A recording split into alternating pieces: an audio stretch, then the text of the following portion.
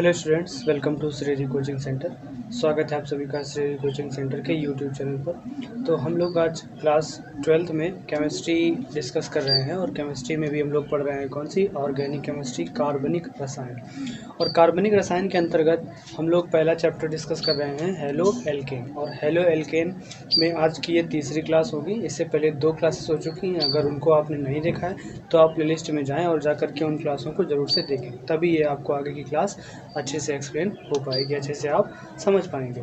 तो आज की क्लास में हम लोग देखेंगे कि हेलो एल्केन अल्कोहल से और हाइड्रोजन हैलाइड की क्रिया के द्वारा कैसे बनता है, या अल्कोहल की PCl3 मीन्स PCl3 और PCl5 की क्रिया से कैसे बनता है। देन इसके बाद डार्जन अभिक्रिया देखेंगे और इसके बाद फिंकल-स्टीन या कोनार्ड फिंकल-स्टीन रिएक्शन देखेंगे। इसके थ्रू हम लोग अल्कोहल के द्वारा, जब भी हम लोग इसमें कोनार्ड फिंकल-स्टीन में तो ये हैलाइडों का विनिमय है और इसमें अल्कोहल है, तो अल्कोहल की जब SOCl2 से क्रिया होती है तब क्या बनता है, हम लोग हेलो एल्केन बनाएंगे इससे। तो चलिए स्टार्ट करते हैं। इससे पहले अगर चैनल पर सभी लोग, जो लोग भी नए हैं, तो वो चैनल को सब्सक्राइब जरूर कर लें और बेल आइकन प्रेस कर लें ताकि आपको नोटिफिकेशन मिल सके। तो चलिए देखते हैं हम लोग सबसे पहली रिएक्शन अल्कोहलों की हाइड्रोजन हैलाइड की विनिमय के द्वारा। कॉपी पेन उठा लीजिए आप लोग और मेरे साथ साथ समझते जाइए और करते जाइए। देखिए पहले लिखा है कि ROH + HX। ये कल हमने लास्ट में डिस्कस की थी और इसमें थोड़ा सा पॉइंट छूट गया था, उसको आज कवर करते हैं। देखो पहले लिखा है ROH + HX। HX को हम लोग क्या बोलते हैं, हाइड्रोजन हैलाइड। इसमें HX में H+ होता है, X- होता है, OH- और R+। तो H+ किससे रिएक्ट करता है, OH- से, तो ये क्या बनाता है, HOH मीन्स H2।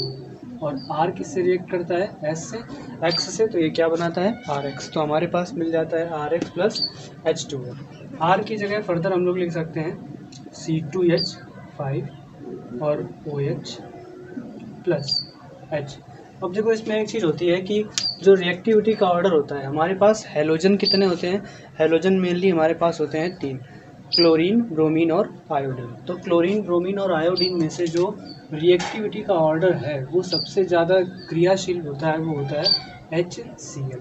तो HCl में जो Cl हैलोजन है, Cl हैलोजन सबसे ज़्यादा रिएक्टिव होता है इस अल्कोहल के साथ में।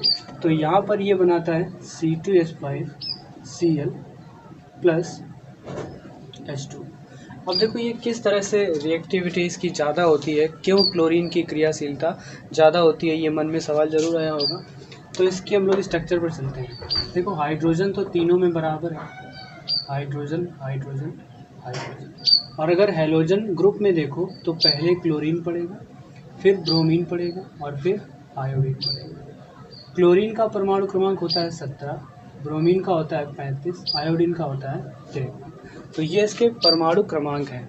परमाणु क्रमांक जब भी हम लोग समूह में ऊपर से नीचे की तरफ जाते हैं तो परमाणु क्रमांक का मान बढ़ता जाता है। तो यहाँ पर सबसे ज़्यादा जो परमाणु क्रमांक आया है वो किसका आया है, आयोडीन का, कितना, 53। तो देखो क्लोरीन अगर यहाँ पर बनाएंगे तो कुछ इस तरह से बनेगा, हाइड्रोजन तो हर बार उतना ही बड़ा बनेगा। और उसके बाद जो 35 नंबर है, 35 नंबर क्या है किसका, ब्रोमीन का, तो ब्रोमीन का ये थोड़ा और इससे बड़ा बनेगा। और फिर क्या है उसके बाद आयोडीन, तो आयोडीन का और बड़ा बनेगा। तो ये सब हाइड्रोजन से जुड़े होंगे कुछ इस तरह से। तो आप देख रहे हैं कि हाइड्रोजन जब भी क्लोरीन से जुड़ा है तो उसका साइज जो है क्लोरीन का वो लगभग छोटा है, तो छोटे को तोड़ने में हम लोगों को आसानी होती है। तो यहाँ पर जो क्लोरीन है वो हाइड्रोजन से लूजली बॉन्डेड होता है, तो इसलिए सबसे ज़्यादा क्रियाशील कौन होता है, HCl। तो इसलिए इसमें आसानी से क्रिया कर लेता है HOH से और हमारे पास H2O। और जो Cl है हमारा वो C2H5 से फर्दर क्रिया करके C2H5Cl बना लेता है।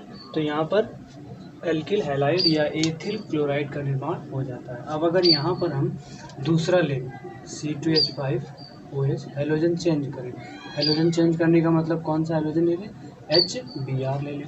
तो देखो रिएक्शन तो वही होगी, लेकिन होगा क्या, यहाँ पर ये जो हाइड्रोजन ब्रोमीन से जुड़ा है, अब देखो हाइड्रोजन का साइज तो उतना ही है और जब ये ब्रोमीन है, ब्रोमीन का साइज बड़ा हो जाएगा। देखो जब भी परमाणु क्रमांक बढ़ता है, नीचे की तरफ जाते हैं आवर्त सारणी में, तो उसका साइज बढ़ता है और साइज के बढ़ने से जो उसका जेफ है, जेफ मतलब नाभिकीय आवेश, तो जो नाभिकीय आवेश होता है वो भी बढ़ जाता है। तो यहाँ पर इस नाभिकीय आवेश को जब ज़्यादा है तो तोड़ने के लिए हमें क्या चाहिए, उत्प्रेरक चाहिए। तो यहाँ पर हम लोग उत्प्रेरक लेते हैं एक निर्जल जिंक क्लोराइड ZnCl2 लिया जाता है। बाकी जो रिएक्शन है HOH मिलके क्या बनाता है, H2, और जो हमारा ब्रोमीन है वो किससे जुड़ता है, C2H5 से। तो C2H5Br प्लस H2O,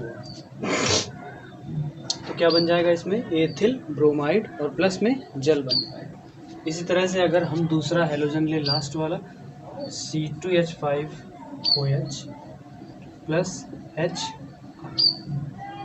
अब ये रिएक्शन कैसे होगी, देखो वैसे ही रिएक्शन ये भी होगी, सेम प्रोसेस है इसमें भी। इसमें जो आयोडीन है उसका साइज और बढ़ गया है, जेफ और बढ़ गया है, यानी इस बार जो हमें उत्प्रेरक लिया जाता है, इसमें उत्प्रेरक थोड़ा सा इससे हार्ड उत्प्रेरक और लिया जाता है, उसको हम लोग कहते हैं H2SO4। सल्फ्यूरिक अम्ल की उपस्थिति में ये अभिक्रिया करवाई जाती है, तब ये हाइड्रोजन और आयोडीन के बीच का बॉन्ड ब्रेक होता है और तब ये हाइड्रोजन क्रिया करता है इस OH से, तो ये बनाता है H2O, और बचा हुआ जो आयोडीन है वो C2H5 से जुड़ जाता है, तो C2H5I। C2H5I का मतलब एथिल आयोडाइड और प्लस में क्या बन जाता है, जल बन जाता है।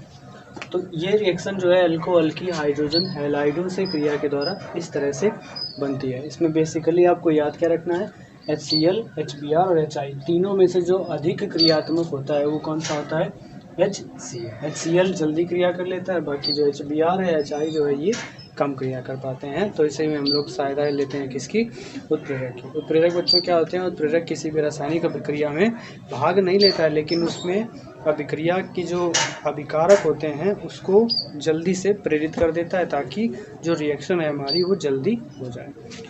तो नोट कर लीजिए, पूरा ये नोट कर लीजिए, आगे चलते हैं, स्क्रीनशॉट ले लें।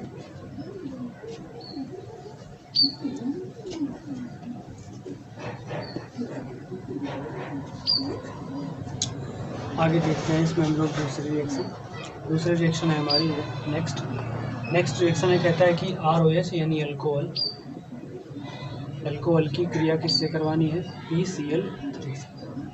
PCl3 को बच्चों हम लोग कहते हैं phosphorus try chloride. Phosphorus 3 valency भी बनाता है, 5 वैलेंसी भी बनाता है, PCl3 भी बनता है और PCl5 भी बनता है। तो यहाँ पर हम लोग दोनों रिएक्शन देखेंगे, पहले PCl3 से देखेंगे और उसके बाद PCl5 से देखेंगे। तो यहाँ पर जो अल्कोहल है, अल्कोहल की रिएक्शन PCl3 से हम लोग देखने जा रहे हैं। PCl3, देखो PCl3 में बच्चों P जो है वो प्लस है और जो Cl है वो माइनस है, तो ये PCl3। फास्फोरस यहाँ पर 3 ऑक्सीकरण अवस्था के साथ में है, क्योंकि क्लोरीन कितने जुड़े हैं इसके साथ, 3, तो ये 3 किसका होगा, फास्फोरस का होगा।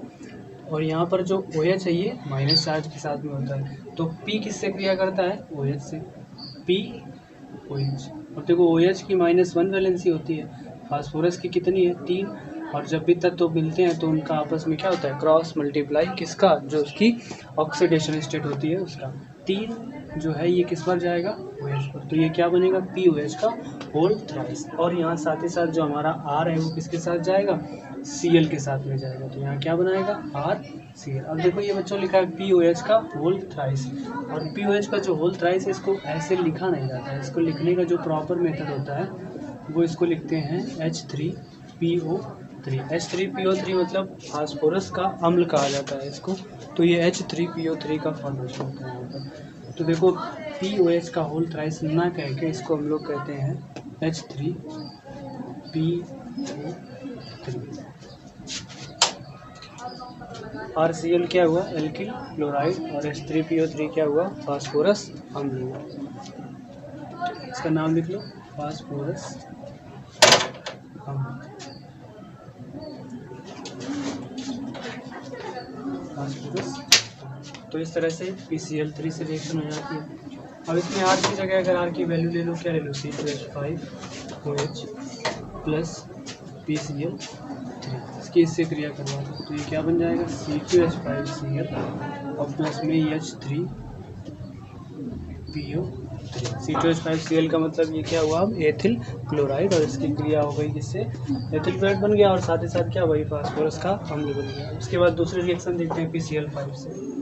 C2H5OH plus PCl5। देखो PCl5 में 3 Cl इकट्ठे रखते हैं और 2 Cl इससे अलग करते हैं, और यहाँ से क्या ब्रेक होता है, OH अलग होता है। ध्यान से देखना यहाँ पर, अब हम लोग बना क्या रहे हैं, हेलो एल्केन। तो C2H5 से कौन जुड़ेगा, Cl, तो ये क्या बनाएगा, C2H5Cl प्लस। अब देखो जो OH है, OH में से एक H जो है वो Cl से क्रिया करता है, तो वो क्या बनाता है, HCl। अभी यहाँ पर क्या बचा है हमारे पास, O बचा है, तो वो O किससे जुड़ेगा, फास्फोरस से जुड़ेगा, तो ये क्या बनाएगा, POCl3 बनाएगा। तो PCl5 की जो रिएक्शन है वो PCl3 से थोड़ी सी डिफरेंट होती है, क्योंकि उसमें जो क्लोरीन है वो फास्फोरस से 5 जुड़े होते हैं। तो यहाँ पर क्या क्या बनता है, एथिल क्लोराइड, हाइड्रोक्लोरिक अम्ल, POCl3 का नाम होता है फास्फोरिल क्लोराइड। क्या कहते हैं इसको, फास्फोरिल क्लोराइड बनता है। तो ये PCl5 से रिएक्शन होगी, यहाँ PCl3 लिख दिया था, PCl5। तो इस तरह से ये रिएक्शन हो गई PCl3 और PCl5 से। कर लीजिए इसको भी। इसमें क्या थ्योरी क्या लिखेंगे, थ्योरी में देखो क्या क्या लिखा जाता है कि एल्किल, क्या लिखते हैं, एल्किल क्लोराइड की PCl3 यानी फास्फोरस ट्राई क्लोराइड से क्रिया कराने पर एथिल क्लोराइड या एल्किल क्लोराइड और फास्फोरस अम्ल प्राप्त होता है। अब दूसरी बार में PCl5 से करवानी है, तो एथिल अल्कोहल की फास्फोरस पेंटाक्लोराइड या PCl5 से क्रिया कराने पर एथिल क्लोराइड और हाइड्रोक्लोरिक अम्ल और फास्फोरिल क्लोराइड प्राप्त होता है। मुख्यतः जो उत्पाद है मेन, वो हमारा क्या होता है, एथिल क्लोराइड मुख्य रूप से प्राप्त होता है। नोट कर लीजिए इसको भी, आगे चलते हैं।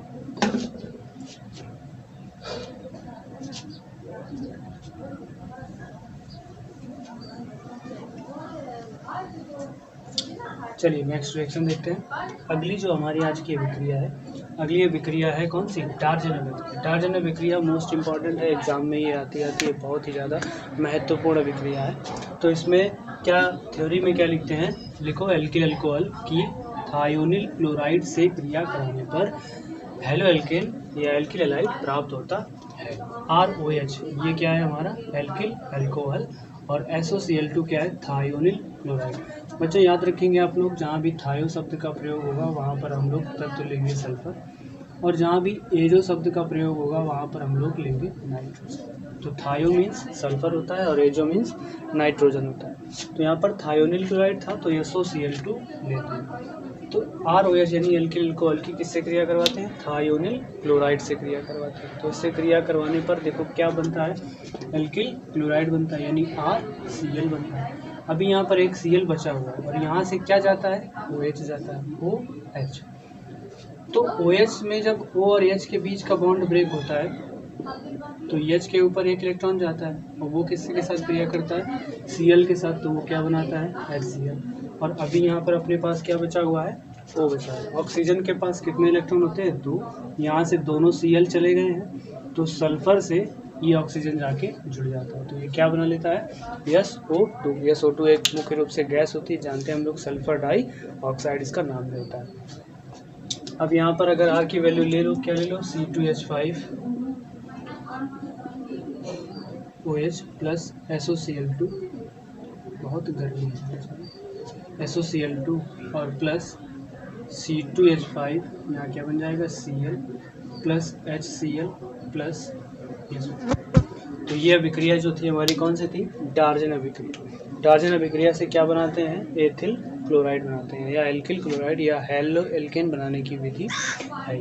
तो ये हो गई हमारी कौन सी, डार्जन अभिक्रिया। क्या था इसमें, समझते हैं फिर से एक बार। एल्किल अल्कोहल की थायोनिल क्लोराइड से अभिक्रिया कराने पर एथिल क्लोराइड बनता है।